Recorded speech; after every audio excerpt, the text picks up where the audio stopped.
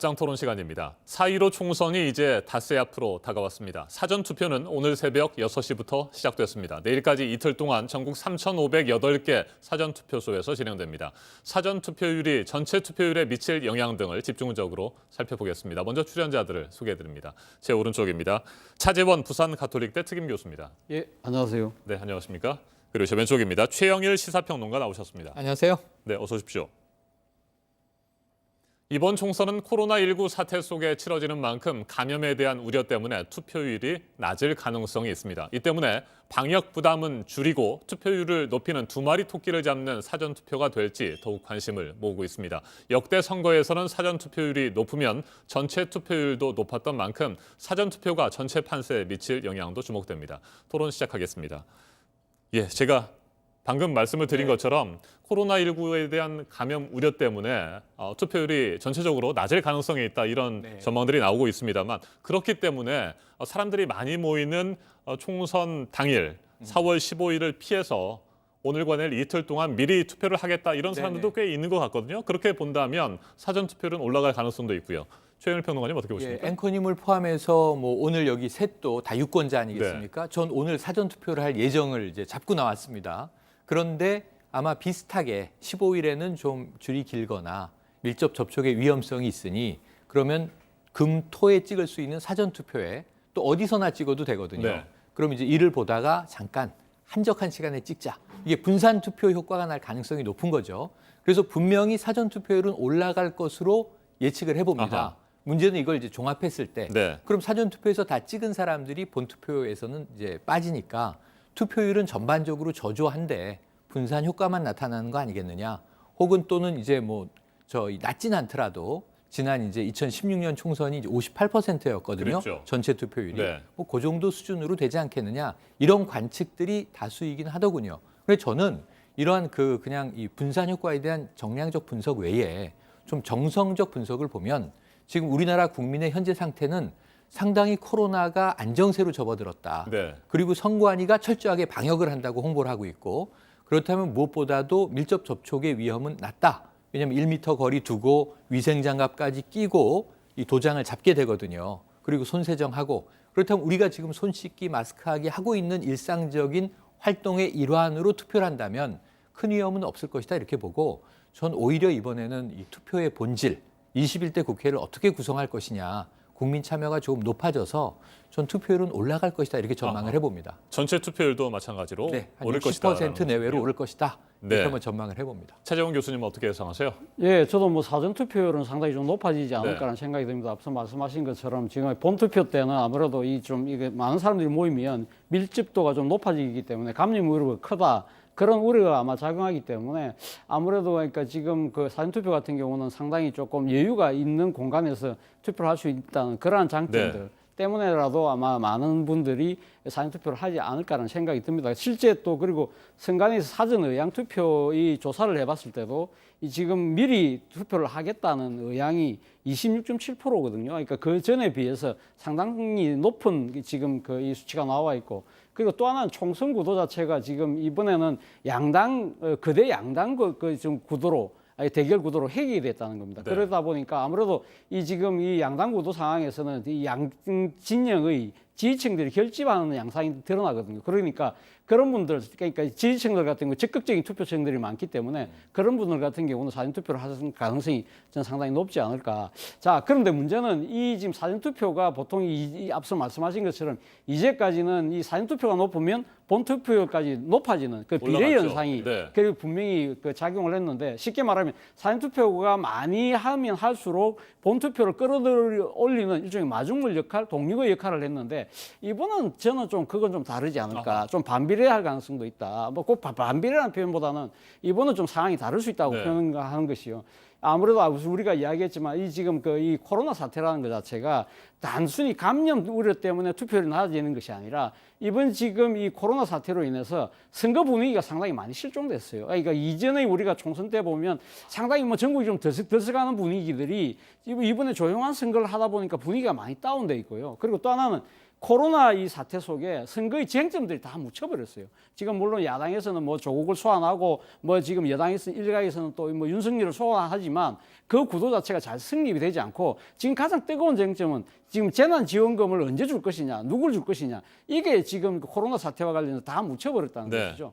그러다 보니까 아무래도 선거에 대한 이 지금 그 이 야당이 이야기하는 일종의 정권 심판론 이러한 부분들 프레임 자체도 많이 지금 그러니까 누그러뜨려져 버리는 그런 상황이 되다 보니까 전체적으로 투표율이 낮아지지 않을까 저는 뭐 그렇게 조심스럽게 네. 예측을 해봅니다. 코로나19의 감염 우려 때문에 분산 투표가 진행이 되겠지만 전체 투표율은 낮아질 것이다 이렇게 보시는 거군요. 그렇죠. 네, 최평론가께서는 뭐 60%대 정도로 예상하셨었는데 그러면 뭐 한 50% 정도나 그 이하로 떨어질 가능성도 예상하시는 지난번에 그 겁니까? 58% 네. 58%였죠, 그죠? 네. 그렇다고 한다면 저는 제 생각에는 55% 미만, 50%와 55% 그 사이 50대 한 초반 정도가 되지 않을까. 저는 뭐 그렇게 조심스럽게 예측을 사전 합니다. 투표율은 뭐 지난 총선 때보다 좀 좀 높아지겠지만 전체 높아지지만 투표율은 그것이 낮아질 전체적으로 것이다. 끌어올리는 하나의 동력으로 작용하기는 조금 힘에 부치지 않을까 하는 생각이 네, 듭니다. 일반적으로 보면 말이죠. 네.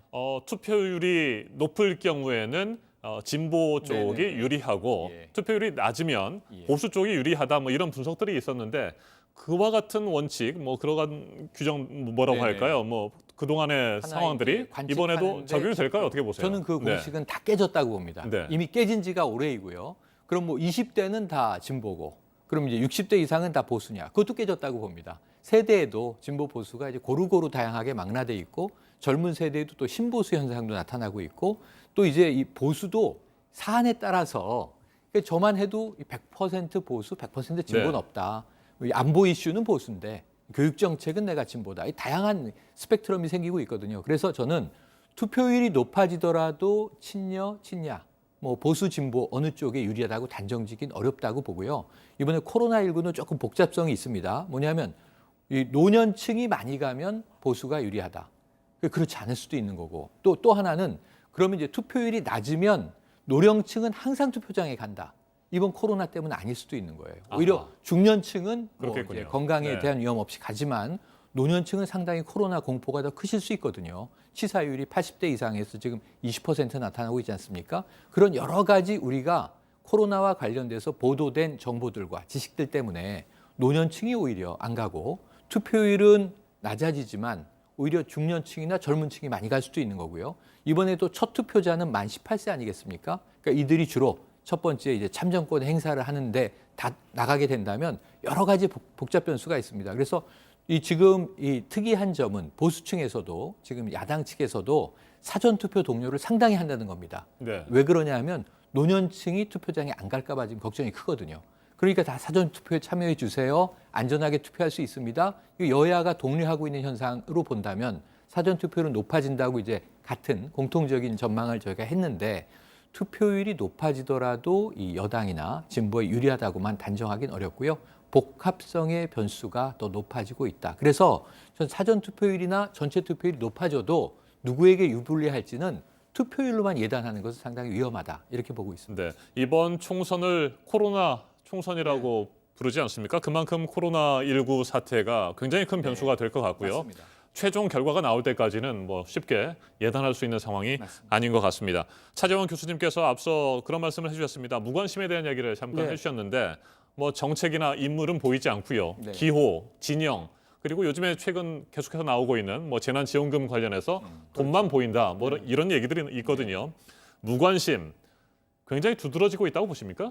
저는 뭐 좀 일종의 그런 무관심이 많이 좀 두드러진 측면이 네. 있는 것이 아닐까 하는 생각이 듭니다. 앞서도 말씀드렸지만 사실 어떻게 보면 총선 자체가 이 정권에 대한 중간평가적인 성격이 상당히 강하잖아요. 그렇기 때문에 야당은 강하게 이 그러니까 정권에 대한 심판론을 이야기할 수밖에 없고 이 정부 여당은 이익에 대한 방어를 할 수밖에 없는 상황인데 이러한 구도 자체가 지금 잘 보이지 않는다는 겁니다. 앞서도 말씀드렸지만 지금 정부 여당 입장에서는 사실 야당의 그런 이 정권 심판론보다는 오히려 자신들이 지금 잘하고 있다고 지금 많은 평가를 받고 있는 지금 이 감염병이라는 국가적 재난을 극복하는데 힘을 모아 주십시오 하는 네. 그런 이야기들을 지금 많이 하고 있고요. 야당 같은 경우도 사실은 지금 그 재난 지원금에 대한 여러 가지 대안을 제시하고 있지만 본인들이 지금 설정해 놓은 이 지금 정권 심판에 대한 구도 자체를 끌고 가려고 하지만 그게 힘이 붙이는 모습이에요. 그러다 보니까 아무래도 지금 사람들이 모여서 이야기하는 것 자체가 총선에 대한 이야기보다는 지금 당장 이 지금 당면하고 있는 이 재난을 어떻게 극복할 것이냐. 네. 그리고 이 재난 이후에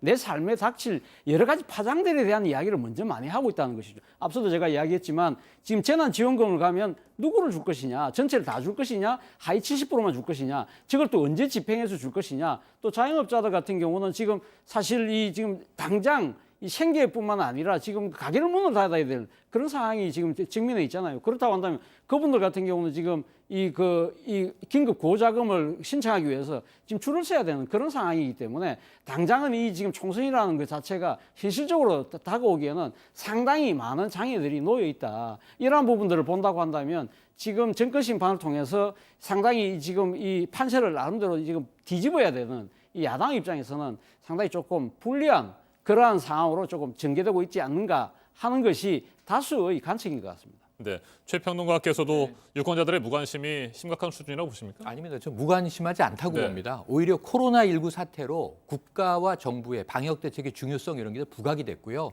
지금 사실 신천지 31번 환자부터 대구 경북이 이제 환자가 폭증하던 시점 2말 3초 정도에는 코로나 때문에 이번 정부는 상당히 위기에 처했다. 민주당은 위기감이 높았어요. 아하. 심각하겠구나. 몇천 명씩 지금 늘어나고 있는 상황에서 방역 뚫렸다. 이런 보도가 쏟아졌고 그래서 이게 여당이 상당히 악재가 될 것으로 코로나를 예상했는데 네.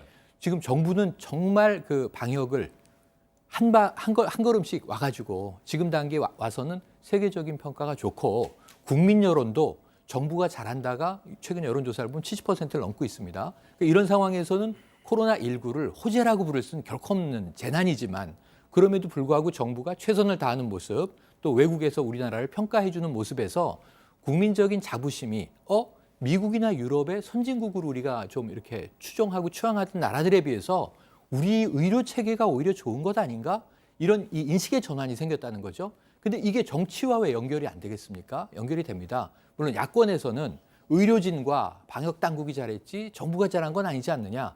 근데 이게 다 유기적으로 연결돼 있는 거거든요. 그러니까 정부도 컨트롤 타워를 했고 우리 의료진의 자발적인 자원봉사에 많은 국민이 감동했고 우리 스스로의 저력에 우리가 해낼 수 있다라는 자부심이 지금 IMF 극복의 금모으기처럼 우리가 방역 바이러스와의 전쟁에서도 국민적인 결합이 이루어졌단 말이죠. 그래서 우리의 자부심이 그렇다면 결국 이것은 뭐만 바뀌면 될까? 정치만 바뀌면 우리나라는 진짜 선진국 되지 않을까? 그럼 20대 국회에 대한 심판을 21대선 새롭게 하자. 그게 저는 여당은 과반 의석도 갈 수 있다는 탄력이 좀 받았다고 보고요. 부자 몸조심하는 상황이라 이걸 대놓고 이 자만심을 드러내진 않지만 잘하면 지금 이런 분위기고요. 그리고 야당은 이거 막아야 되잖아요. 그러니까 야당은 지금 새 결집에 모든 힘을 총력을 기울이는 거예요. 저는 좋은 현상은 아니라고 보지만 결국은 보수 진보 진영의 총동원 새 결집의 마지막 선거가 되지 않겠는가 이번 선거가. 더 이상은 진영 논리, 이념 논리가 없길 바라지만 이번에는 공약 없습니다. 인물도 별로입니다. 뭐만 보냐면 기호와 정당만 보고 투표하는 현상이 이번에 벌어집니다. 네. 그럼 저는 그래서 투표율은 오를 가능성이 있고 무관심하지 않다. 조용해 보이지만 사실은 투표장에 많이 갈 것이다. 이렇게 예상을 해보는 거죠. 네, 각 당의 핵심 지지층은 뭐 이미 다 결집을 했다고 봐야 될 것 같고요. 네. 이제 남은 기간에 무당층, 중도층, 부동층, 네. 중도층이라고 할 수 있는 유권자들 이 사람들이 어떻게 맞습니다. 표심을 결정하느냐 이 부분이 중요할 것 같습니다. 그렇죠. 아무래도 지금 제가 생각해서 앞서도 말씀드렸지만 지금 이 거대 양당 대결 구도로 지금 해결된 상태거든요. 네. 그렇기 때문에 아마 이 양당의 적극 지지층들은 열심히 아마 투표를 하고 임하겠죠. 그러나 앞서도 제가 말씀드렸지만 지금 상당히 전체적으로 선거가 분위기가 다운돼 있다. 그렇다고 한다면 이 판세를 자제할 사람들은 중도층, 무당층 뭐 이런 분들 아니겠습니까? 근데 이와 관련해서 가장 중요한 부분들은 제가 생각했을 때 변수가 몇 가지가 있다고 한다면 첫 번째는 일단 막말이겠죠. 지금 이거 여러 가지 막말들이 양당에서 지금 계속적으로 터져나오고 있는데 특히 조금 문제가 심각해 보이는 쪽은 저는 미래통합당이 아닐까 하는 생각이 듭니다. 네. 미래통합당 같은 경우는 김대호 후보 같은 경우는 벌써 제명을 했고요. 그리고 지금 차명현 후보 같은 경우는 지금 오늘 빠르면 윤리에서 제명을 하겠다고 하고 그리고 또 강주의 주동식 후보인가요? 이분 또 강주 민주항쟁과 관련해서 상당히 또 이제 말이 안 되는 말씀들을 하셨는데 있는데 이러한 부분들이 지금 연이어서 계속적으로 지금 벌어지고 있는 상황 자체가 상당히 아마 미래통합당을 좀 무겁게 지금 받아들인 것 같아요. 네. 지금 사실 이 총선에 선거하는 과정에 후보를 이렇게 제명하는 경우는 사상 초유거든요. 그만큼 이 미래통합당 입장에서는 이 막말이 중도층에게 미칠 영향이 크다고 판단하는 것이죠. 그런데 이 지금 이렇다고 해서 대상자를 막말하는 사람들을 문제는 제명한다고 해서 모든 것이 끝나느냐? 끝나지 않는다는 겁니다. 그분들이 지금 해왔던 여러 가지 발언의 행태 자체가 미래와 통합을 지향하는 것보다는 과거 내지는 혐오와 배제를 지금 그게 초점이 맞춰져 있다는 부분이고 무엇보다도 이러한 후보를 공천한 당이 누구냐는 겁니다. 그 당이 바로 미래통합당이라는 거 아니겠습니까? 그렇다고 한다면 사실 이 몇 분 같은 경우는 그동안 여러 번 막말 전력이 있는 분들이거든요. 이런 분들을 그럼 왜 공천했을까? 소위 말해서 총선에서 전투력을 강한 분이니까 우리가 선택할 수밖에 없었다는 그러한 당의 판단에 대해서 아마 유권자들 심판할 가능성이 높고요. 여당 같은 경우도 지금 여당 대표가 계속적으로 그 이야기를 하고 있습니다. 지금 선거 막판에 아주 막판에 야당 쪽에서 뭔가 큰 걸 터뜨려서 할 가능성이 높다. 그것이 바로 정치 공작이라는 식으로 미리 이야기를 하시는데 이러한 부분들에 대해서 구체적인 내용이나 근거 없이 이제 지금 여당 지도부가 계속적으로 이런 이야기하는 것 자체가 또 중도층의 입장에서 보면 저것 또한 하나의 정치 공작 아닐까? 이러한 부분들에 대해서 상당히 이 부동층이나 중도층 같은 경우는 비판적으로 받아들일 가능성이 높다. 이러한 부분들을 과연 어떻게 평가할 것인가 저는 상당히 표심에 큰 지금 하나의 잣대가 되지 않을까 하는 생각이 듭니다. 네. 네, 지금 말씀하신 막말이죠. 왜냐하면 시간이 너무 없기 때문에 뭔가 좀 튼튼한 국가 미래를 위한 정책을 만들어서 이 좋은 콘텐츠를 국민들에게 설명하고 설득할 시간이 없었어요. 그러니까 이제 공약이나 정책이 아예 없다기보다는 그것을 국민들과 소통하고 홍보할 시간이 없었다는 거고요. 그래서 정부는 코로나19가 어떻게든 이제 좀 종식되기를 위해서 총력을 기울였고 야당은 그냥 좀 뭉뚱그려서 정권 심판 이야기를 했는데 자, 그래서 저는 국민들은 지금 현명한 판단을 하고 있다. 아까 말씀하신 중도층은 마지막 변수입니다. 사실은 넓게 보면 한 유권자 중에 1,000만 명 정도, 20% 내외가 중도층인데 투표장에 아예 가지 않을 것이냐, 가는데 어디에 찍을 것이냐. 이게 마지막 저는 이제 여야의 희비를 가를 변수라고 보는데 거기에 영향을 주는 것이 막말이다.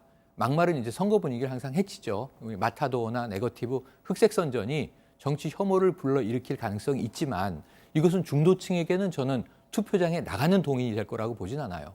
오히려 20대 국회를 최악의 국회로 기억하는 국민들의 지금 이 각인된 생각이 문제가 있는데 저는 지금 통합당 쪽에서 좀 절박감이 없는 것 아닌가. 이게 뭐냐면 막말보다 제가 더 위험하게 보는 것은 김종인 총괄 선대위원장이 말 실수를 하시는 겁니다. 뭐냐면 민주당을 과반으로 만들어달라. 이건 누가 봐도 말실수거든요. 이거 의도한 것일 리가 없잖아요. 그런데 그 장면을 보면서 깜짝 놀라는 게 그 민주당 통합당이 헷갈릴 수 있습니다. 막 유세 와중에. 근데 더불어민주당이라고 표현을 합니다. 6글자거든요. 이 문제는 지금 4년 전에 민주당의 그야말로 수장으로 선거를 이끌었던 이 김종인 현재 통합당 위원장이 4년의 간극을 혼동하고 있는 것 아닌가. 그렇다면 이것은 바라보는 유권자 입장에서는 상당히 이 시그널, 메시지가 혼동될 수 있거든요. 위원장급 되는 분도 지금 정체성이 깜빡깜빡 흔들리시는 정도면 그렇다면 이게 통합당은 지금 중심이 잡혀 있는 것일까? 아니면 이번 총선만 좀 치르기 위한 하나의 그냥 얼굴마담으로서의 이 선대위원장 아닐까? 이런 이제 혼란을 일으키게 되거든요. 그래서 저는 이 민주당에게 과반을 만들어 달라라는 이 말실수, 누가 봐도 말실수는 상당히 유권자들에게는 혼동스럽게 다가가는 굉장히 큰 실수다. 이거 실수인데 실수치고는 임팩트가 있는 실수다 이렇게 보기 때문에 이런 부분에서 통합당의 절박성은 많이 떨어지고 있다. 그러면서 지금 통합당이 며칠 안 남았고요. 오늘 사전투표가 시작하지만 정말 좀 강력한 메시지를 국민들에게 지금 더 어떤 통회하는 저는 이 정도 나와야 된다고 봐요. 국민 소환제를 반드시 21대 국회에서 만들어서 국회의원도 파면되게 만들겠습니다. 이런 정도 얘기를 해야 되거든요. 근데 스스로의 살을 깎는 모습이 보이지 않아서 그런 면에서는 지금 야당이 불리한 선거다. 이 판세를 뒤집을 날짜가 며칠 남지 않았다. 이런 좀 강력한 권고를 야당 쪽에 드리고 싶은 날입니다. 네, 선거 때마다 막말, 말실수가 최대 변수가 되고 있잖아요. 네. 그래서 뭐 각 당에서 항상 주의령도 내려지기도 하는데 이게 계속해서 반복되는 거 보면 참 답답하기도 합니다. 자, 이제 저희가 토론을 마무리할 시간인데 뭐 여러 가지 뭐 정치 혐오에 대한 얘기, 또 무관심에 대한 얘기도 했습니다만 우리 유권자들 소중한 한 표를 결코 포기해서는 안 되고요. 그럼요. 오늘과 내일 진행되는 사전 투표 그리고 4월 15일 총선 당일에 투표소에서 꼭 투표를 해야 되지 않겠습니까? 네. 그렇다고 한다면 어떤 기준으로 선택을 해야 될지 두 분께서의 생각을 좀 들어보고 마무리하도록 하겠습니다. 최영 교수님. 예, 일단 뭐 지금 집단 감염병 때문에 사회적 거리를 많이 두자고 이야기를 하고 있잖아요. 그렇지만 이럴수록 정치적 거리두기를 해서는 안 된다. 네. 정치하고 오히려 더 밀접하게 다가가야 된다. 이러한 앞서도 제가 말씀드렸지만 지금 그 전체적인 분위기가 다운됐다고 해서 이번 총선에 만약에 자신의 표를 행사하지 않는다고 한다면 그것은 어떻게 보면 국가 발전, 더 나아가서 나의 삶의 발전에 대해서 포기를 하는 것과 마찬가지라는 측면에서 저는 반드시 참정권을 행사해야 된다는 이야기하고 또 하나는 이 판단의 기준 자체를 지금 이 현재 이거 과거의 여러 가지 행적들도 따지는 것도 중요하지만 네. 지금 당면한 과제를 어떻게 극복할 것인가 거기에 대해서 상당히 국민적인 그 합심과 동의를 끌어낼 수 있는 정파가 누구일 것인가를 판단해서 표를 선택한다고 한다면 저는 뭐 그렇게 나쁜 선택은 아니지 않을까 하는 생각을 해봅니다. 네, 최평론가님. 비례정당 논란도 있었고요. 뭐 막말은 이제 항상 나오던 거니까 아주 새로운 건 아닌데 저는 그냥 유권자들이 지금 국회 마음에 들지 않죠. 지금 우리 정치권 마음에 들지 않죠. 이렇게 오히려 바이러스와 싸우는 데 있어서는 우리의 국력이 모여지는 모습들을 보고 국민들이 정말 장하구나 하는 생각이 드는데 정치만 가장 후진적이에요. 근데 포기하면 안 되는 것이 이번 선거 저도 마음에 안 듭니다. 여러 가지가. 네. 하지만 이 최악을 막기 위해서 차악은 선택해야 돼요. 우리가 최선이나 차선은 고를 수 없다 할지라도 최악은 막아줘야 돼요. 그러면 할 수 없이 차악을 선택해야 되겠죠.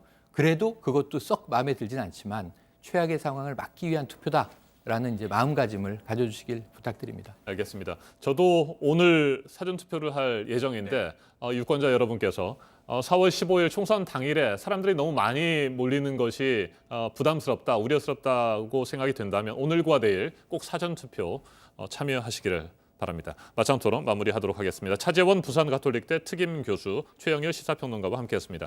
토론 잘 들었습니다. 고맙습니다. 감사합니다. 네, 감사합니다.